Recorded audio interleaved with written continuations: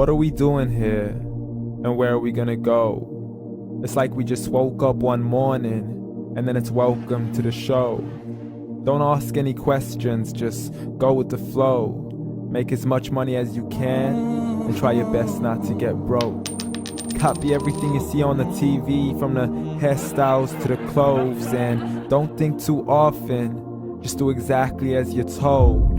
And if you ever get confused, then just turn towards the alcohol. You'll still hear your thoughts, then just turn up the radio as you learn to live a lifestyle of drugs, sex, and rock and roll. But in all honesty, I just need to know, is there more to the cycle than growing and getting old? Living and dying just to leave behind a happy home and a whole lot of property that somebody else is going to own.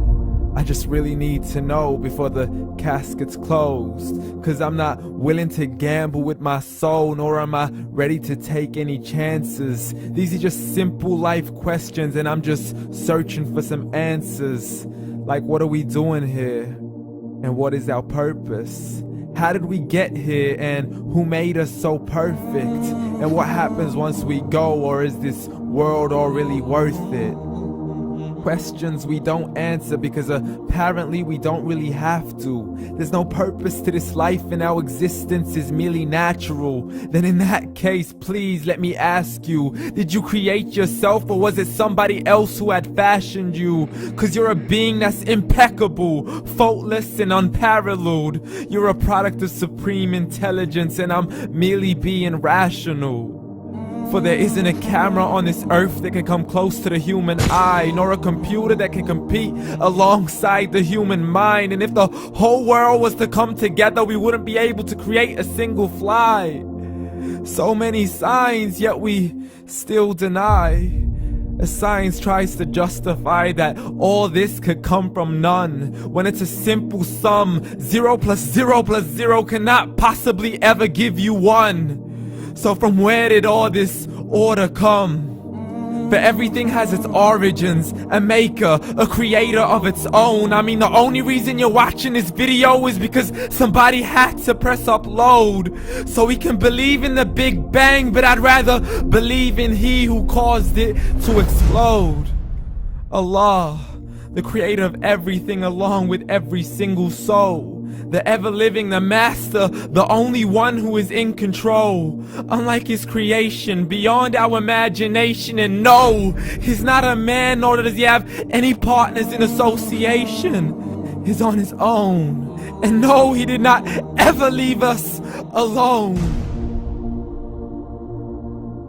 Just like every manufacturer, he left us with an instruction manual. The Quran and Islam, and I'm sorry to jump to conclusions, but it's the only one possible. The only definition of God is the one and only supreme being. It's logical, a book with 0 contradictions, with miracles that are both scientific and historical, all revealed over 1400 years ago. Like the detailed description of the human embryo. The descriptions of the human embryo in the Quran cannot be based on scientific knowledge in the 7th century. To the mountains as pegs holding firm the earth below, and the 2 seas that don't mix in a complete separate flow. To the planets in orbit, alternating night and day as they stay in flow. The expansion of the universe and the creation of everything from H2O. To the stories of the past and the preservation of Pharaoh. To identifying the lowest point in the land where Persia defeated Rome. The gushing fluid that created man in the glands between the ribs and the backbone. And not a word has changed, it's still the same. So please explain how all this was known over 1400 years ago. To a man who couldn't read or write as he would recite whatever the angels spoke. And if you still don't believe, please try to come up with something that's even close. But you can't, so we took God as a mockery and his messengers as a joke. Muhammad could not read or write. How's somebody who can't read or write gonna start a religion? Dismissed his scriptures as legends and tales of the ancient folk as we live life according to our whims, desires, and hopes.